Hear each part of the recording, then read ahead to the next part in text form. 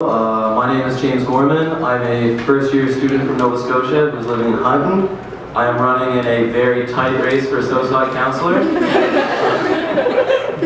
I was going to bore you all with all my experiences that qualify me for this, but seeing as this is the last speech, I'll probably want to go home. Just believe me that I'm qualified enough to do the job.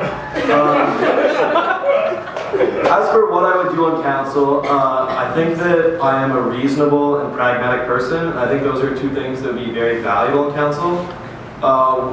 We talked about factionalism before when we were talking about the student senators, and I think it's important not to get caught up in anything like that on council, as I think in some cases it may have turned into. And I think it's important just to look objectively at what is the best option and do that. In that vein, I think that I would always keep in mind that I'm representing my constituents and not me.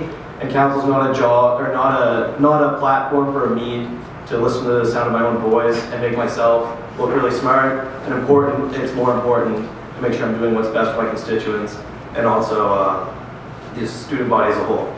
I would really like to increase involvement with first years, as some people have said. I think that it's not as much as it could be. It's very high in Frosh Week. There's a lot of awareness with the Master, but I think after that it kind of tails off, and then you lead to situations where you have one person running for 3 Associate Council positions.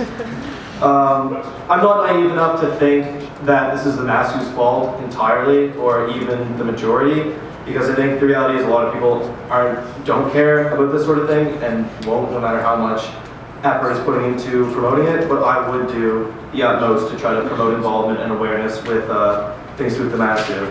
I would try to inform my constituents as much as I could. I think that just speaking to them, making sure that they're aware of the issues, and then hearing what their views on the issues are, and then taking that to the meetings is the best way to do the both ways of communication, and that is just face-to-face, one-on-one talking to constituents.